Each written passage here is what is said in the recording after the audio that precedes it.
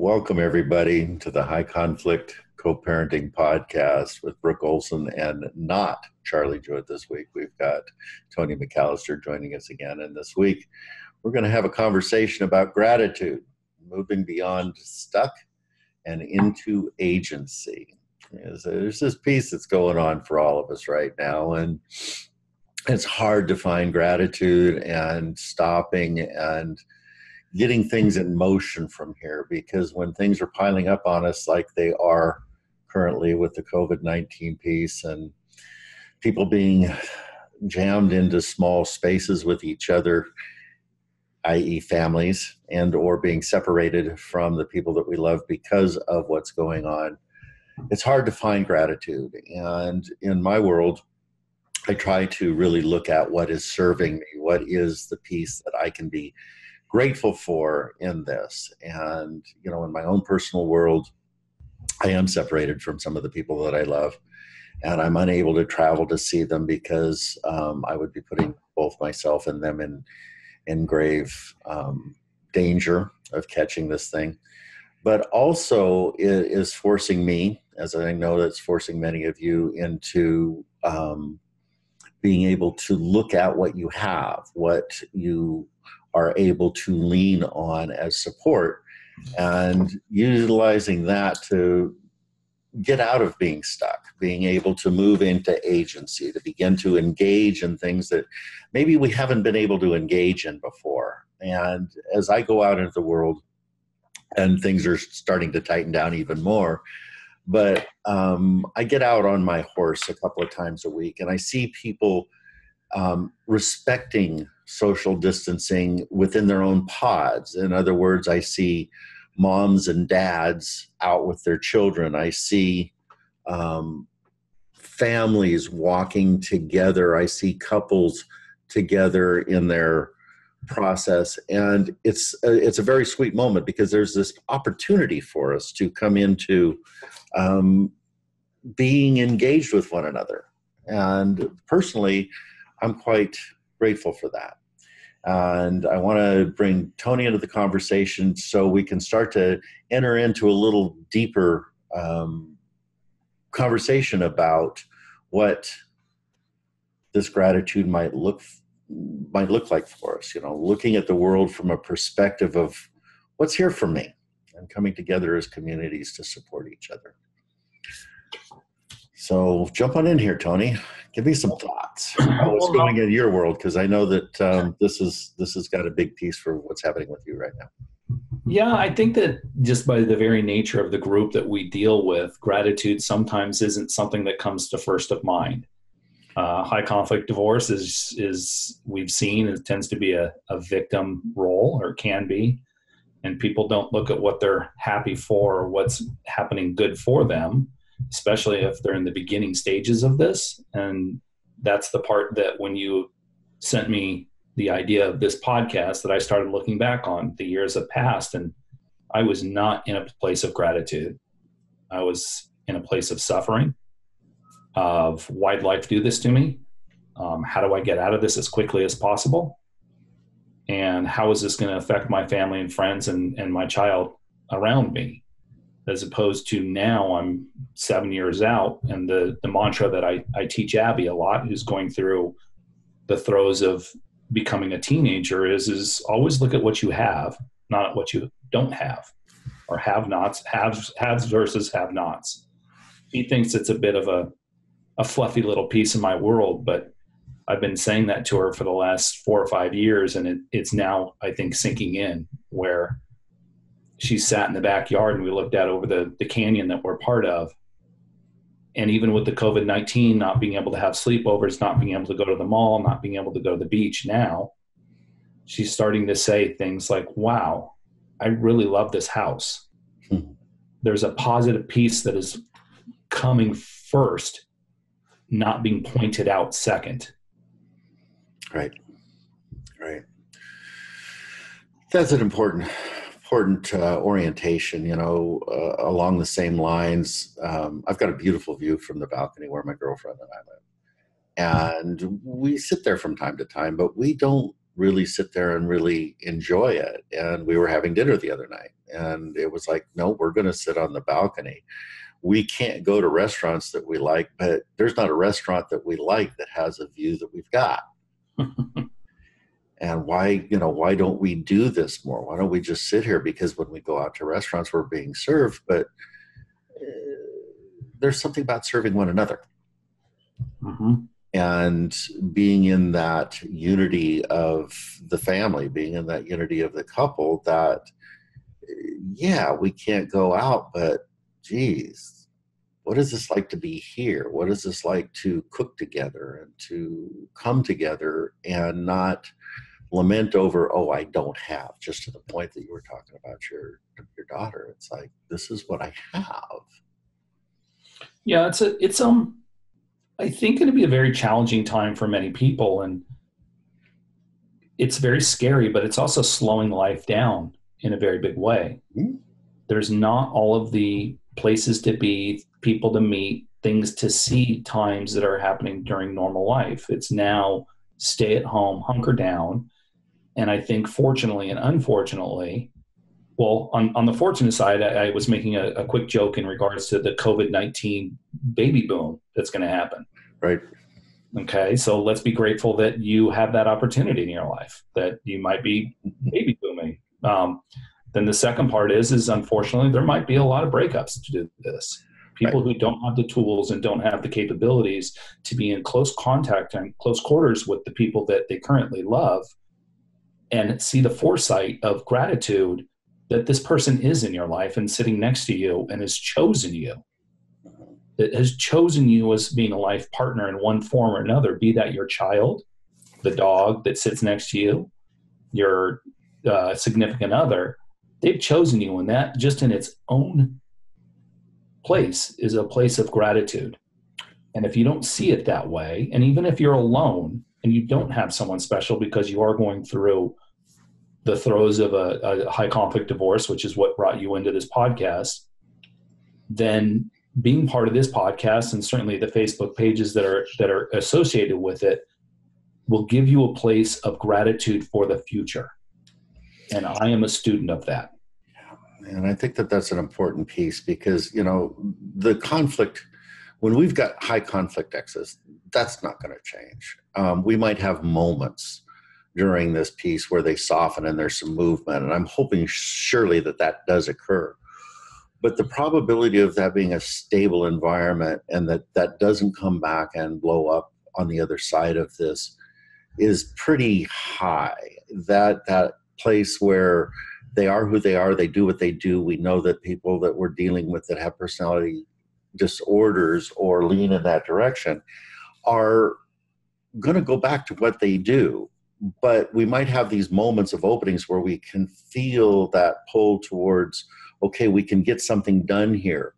But I really want to be cautious in that conversation because that is that here kitty kitty or that flypaper thing that we talk about that can come back and start to regurgitate its vitriol when things get a little bit more normal. And there's also this place where that can become a manipulation or a place for a power grab as we start to move forward. So what we want to do is really be careful as we enter that and find ways to support one another. And by saying support one another, I'm talking about the people that are listening to the podcast where we have a format for this in the high conflict support for parents Facebook group that you can join where we can start to support each other, where Tony, myself, a couple other people do some moderation in it, but also where we don't collude with one another and we support one another, because it's so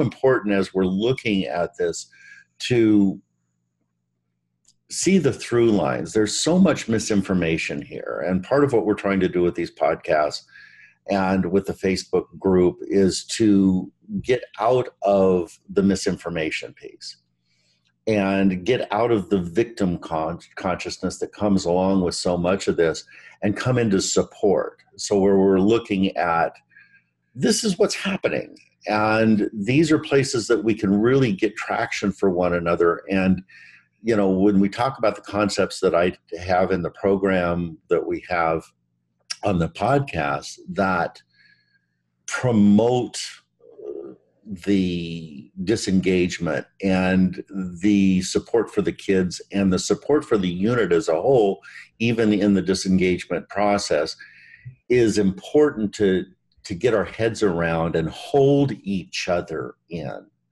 And this is the opportunity as we come together in this time of needing support that we can start to have that gratitude for the information that's really available for us here. Yeah, I find it, well, I was having a conversation with the kids the other day, and there's sometimes that for ease of explaining it to a child, there's good people and there's bad people, inherently good people and bad people. And you have to ask yourself, what are you? And almost all the time, every time I ask the kids, I'm good. I'm like, okay. You know where your core value is. You know where you stand in what you have in life. And I usually get that part. And I said, well, what would be a bad person? A robber, a murderer, or, the people they see on TV or they associate with on TV. I said, so those dynamics exist in their world. And my relation to that towards gratitude is sometimes there's the people who understand the black and white of gratitude. I personally have to think about gratitude. It doesn't come inherent to me until Brooke says, what are you grateful to? And then I have to sit and think about it, as opposed to there's some people that I work with that gratitude is very much part of their daily routine. It's part of their mantra. They live it. They breathe it. I can't say I do until I get handed a piece that says, hey, Tony, think about this. And when I do, I start listing out all the things I am grateful to, even my parents passing away, even my divorce that brought me here. And now I live in a beautiful house over a canyon with 3 challenging yet very important children in my life and a life partner that I truly feel is going to be my life partner. So for the people out there who are currently going through very rough times, and as I stated before, may not have a significant others, there is a light at the end of the tunnel. And if you want to share gratitude, then share this podcast with other people, and they will come back to you and go, wow, thank you. And then you feel it, and you feel gratitude, and I think then it's repeatable. Yeah, and it comes back to the conversation that we have a lot, and that Charlie brings in, what is life doing for me, not to me? Yeah. And really having that orientation and moving out of the dualism of good and bad, but into what is here, that wonderment and that unfolding of what is this, rather than being a victim to the pieces that are going on here. Because, there's a couple of things that are really happening during this period of time, and I'm just going to keep coming back to this because we're going to have some continued conversations with professionals around this as well. But the challenges that are happening are challenges of perspective, which is consistently what our challenges are anyway, but they're kind of on steroids right now. The perspective of I'm keeping the children safer than you, or we're not going to put them on a plane because that's this, or all of this enhanced agitation around separation and perspective. And for us that are listening to this podcast, for those of us that are involved in this piece, is we've got to be able to look at and have gratitude for the truth of the matter. And this is this, whether they get it or not, whether it's right or congruent with reality, is the other parent is trying to do what they think is best. Mm-hmm. And they might not be able to separate themselves from the children. The best for them, the best for the children may be enmeshed, but there's that place of they're trying to do their best and they might not have that.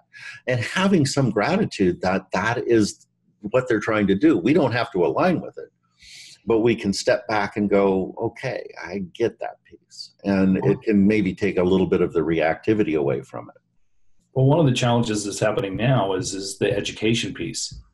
So as parents, we're all being required to educate our children at home via electronic means. And so my ex, who's very upfront in regards to our child will not lose a skip or a beat in regards to her education level, where I'm at a level of, yes, that's very true, let's keep them going, but they can't sit in front of a computer for 6 hours. They don't have the engagement of friends and breaks and lunch and recess. Things are changing very quickly now. So I have great gratitude for her in wanting to make sure that our daughter comes out as strong as possible at the end of this. That school will start again, and if she does, and when it does, that she'll just flow right back into it. And I think there's going to be other parents that won't necessarily be the case, but will it be the end of the world? And there's an opportunity here for a different kind of education. There's an opportunity here for emotional education, where the emotional intelligence of how to deal with adversity, with how to deal with our community, with how to deal with other without being with other, becomes an important aspect. And when we can stay present for everything that's going on, when we can have the opportunity to have this time with our children and impart those pieces for them that isn't just about doing, but more about being and how to be, is an important engagement for us and an important lesson for our children. Because again, you're in a house with 6 other people or 5 other people on an ongoing basis, and there's no relief. Everybody's at home and there's no getting out. Everybody's here.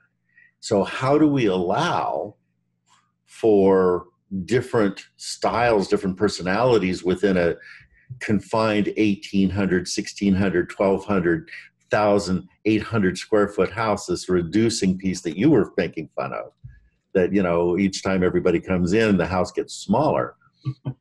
How do we find the patience to be in that? How do we find the ability to engage and allow for different styles of personality without being restrictive? And this is a challenge for you guys as parents. There's no relief here. There's no relief for the relationship. There's the place for really having to grow this container of containment of the patients and the different personalities and the different parenting styles and the different perspectives that are needed here. And this is one of the biggest opportunities you guys are going to have the fire lit up underneath you and learn how to surf it. And like you said, Tony, there's going to be a place where this blows up relationships, and there's going to be a place here where it solidifies relationships. Absolutely. Depending on how you come. And the other piece here is so if this blows up, is this a bad thing? And again, being in the curiosity of, if we can't match this up, is this the place that we need to stay too? If we can't find that container to be, because what we're going to find here is that people come into some resolution. People find people to help them work through some of this stuff. I'm offering some time at free and reduced cost to help people mediate and coach some of this stuff through.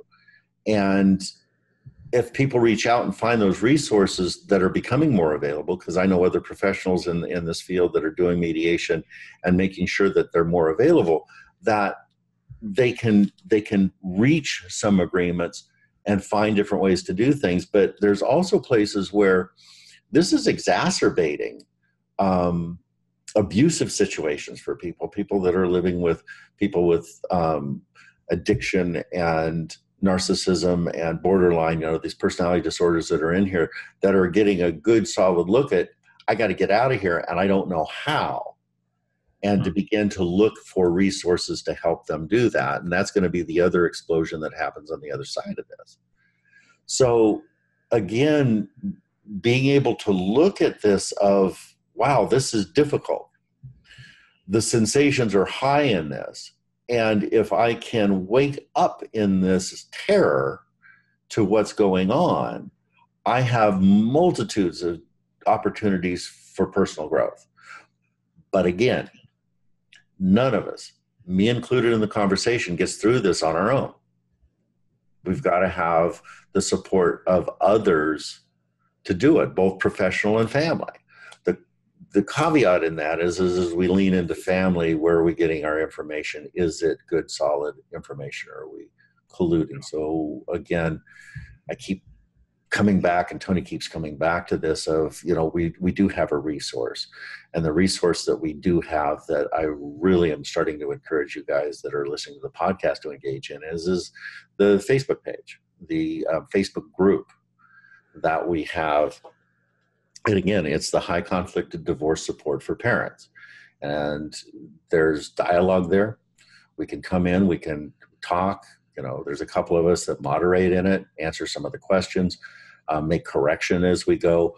But this is an opportunity for us to grow into more engagement with one another. So I think that, wanted to further on that is one of the biggest questions I'm asking myself right now, which then I mirrored right into divorce, which is COVID-19 will end one way or the other. We're going to find a cure. We're going to do something. It's going to end. So the question to myself is how am I going to come out of this? I'm going to be fat and lazy and bitter and scared because of the fear that's put into me and society and the rest. Then that made me think, did I ask myself that question when I started my divorce? This divorce will end. It will. The child will either grow to be 18 or my engagement process will end. How am I going to come out of this? What am I going to be? Who am I going to be? So the people out there who are maybe just coming into the podcast or a few sessions in or starting their divorce or a few sessions into their divorce, how are you going to come out of this? Bitter, mad, mean, resentful, unengaged with society, victim mentality? Or are you going to buck up and come out of this and say, I'm going to be stronger, I'm going to be a more engaged father or mother, I'm going to be in a place of society where I'm going to be looked at as something that is wanted on this earth, not the refuge of a awful high conflict divorce. Only from my own personal experience, I find myself being in a place now that I am that person that people want to flock to be around. I tend to be a happier person now. I did have to get a lot of mud on my boots, but then I look, okay, here's COVID-19. As Brooke brought up, we're being pressed upon at multiple angles. I'm working a full-time job at home. I'm 50% a dad at home, but then stepdad on the other side. And it's pressing on multiple levels of my ability to handle things. So I have to walk back to the question, how am I going to come out of this? Mm-hmm. And being an optimist, my answer was always, I'm going to come out better. I'm going to come out better. But how am I going to make that happen? And that's the engagement piece of Brooke and I speak pretty regularly. I'm reading, I'm doing my personal work, trying to communicate well. Sometimes I'm effective, sometimes I'm not, but that's the human nature of me. But I want to come out of this divorce better, and I want to come out of this current situation better than I am now, not the same. And our family leadership is so important through this process. And what we're mirroring and teaching our children about life during this place that none of us have ever seen. I mean, the world hasn't looked at something like this for over 100 years. And this is jamming us into areas that we haven't been. So our leadership as parents is in our house and our community, modeling the positive action versus dependency, getting our kids, off of the video games and into the world, but also allowing them to be in their video games, and that escape of where to take and finding balance and leading the family. Sometimes that means we're leading by following. We're allowing them to do that, those things that we might not do, but also being in conversation about the world with them and giving them the idea of how to move into agency when the tendency is to move into freeze. That place of, this is the place where gratitude really opens up something to agency. There's this opportunity for opening our hearts and being in a place of, wow, this is awesome. That conversation that I was having about the balcony and sitting there, or being out on a trail in nature. These are things that, even for me, that I do consistently, suddenly have a different perspective to it. And how that being in relationship with the people that I love, that I am in confinement with, that I am in an argument with in the confinement, bring me opportunity for opening into gratitude. It's certainly a place right now that having that self-awareness and being mentally aware by finding your gratitude and being aware of it every day will soften those rough edges of being around somebody all day long, or having the onslaught of work and kids and home life and not being able to shop effectively, and then being able to stop and say, oh, okay, big deep breath. Where's my gratitude at this point? Oh, when I start doing that, life just seems to start making a little bit more sense. It's not so big and scary. I have a lot to have a gratitude towards, and it makes things more manageable when I'm aware of it. But for me, it's a practice. It's not inherent. I can name 3 or 4 people at my work that it's a second skin for them. They're stout, and they're stating it all the time. And sometimes it's to a point of nauseum, but good for them. Oh, yeah, it's an easier place to function from. And, I kind of want to bring back a little bit of a conversation about where we've got separation with our kids, when our kids are not available to us, when the regular schedule is interrupted, when perhaps they're in a safer place when they're not with us. And we're worried that stepping back is going to be weaponized, and getting into that fear of, if I don't make this happen the way it should happen, or the way that the parenting plan says it should happen, that's going to be used against me at some point. Let's kind of be aware of that, and also stay in, what is this moment? What is this short period of time that is the best thing for my child or my children to be in? And knowing that, there may be a place where somebody tries to weaponize this, but I think in the long run, when we get to the other side, people are going to look at this as, what did you do? What was your thought process? How did you handle this appropriately as a parent? And where those pieces are being weaponized, they're going to be obvious. They're going to be seen as selfish or manipulative in the process. And how are my kids being taken care of?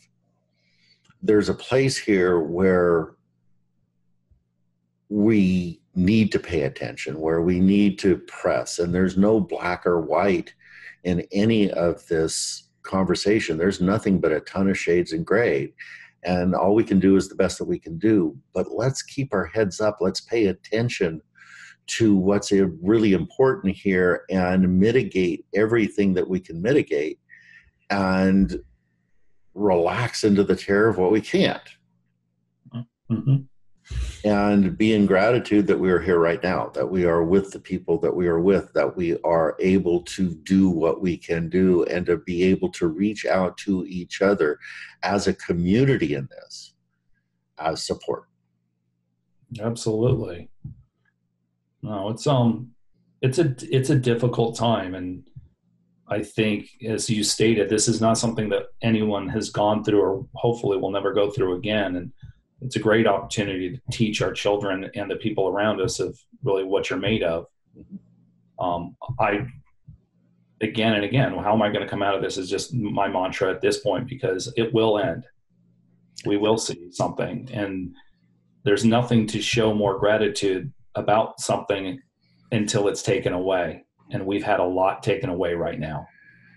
And make no mistake, everybody, this just changed your world. Yeah. This just changed your world in ways that it's never going to be the same again. It's never going to be the same again socially. It's never going to be the same again economically.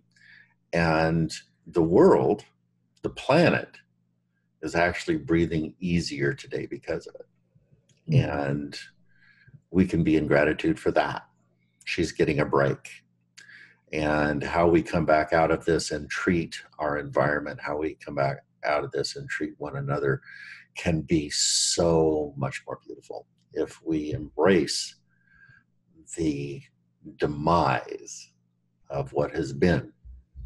Yeah, I have a couple of core, I mean, as you know, my family, Brooke, and we're like puppies. We're all huggers and very engaged with each other's lives. And I have obviously a few friends, and it's that same way. And even having this conversation at this point, I cannot wait to hug them. Mm-hmm. I can't. I mean, I'm beside myself in regards to even, my men friends who some are huggers, some aren't, but we tend to be, I cannot wait to this finally to get the all clear. Yeah. And hug and be grateful that they're in my life and brought me here at 53 years old. Some of them I've known since I've been 9 or 10 years old, and they've been there every single step of the way. And if that's not something to be grateful for, I don't know what is. The same with my brothers who aren't in San Diego, but are, in other parts of California right now. I'm starting to hopefully at this stage get some genuine expectations of, what am I going to do? What's the barbecue I'm going to have you over for, Brooke? Right. Where are we going to get this piece that not only am I going to be happy to be around these people, I'm going to show grateful appreciation for being part of my life during a difficult place, and we can cheers, we can look back upon this and then circle back in that conversation of how am I different now than I was before and what I do actively to make that happen. So that virtual elbow bump isn't getting it done for you, huh? No, it's not. I get it.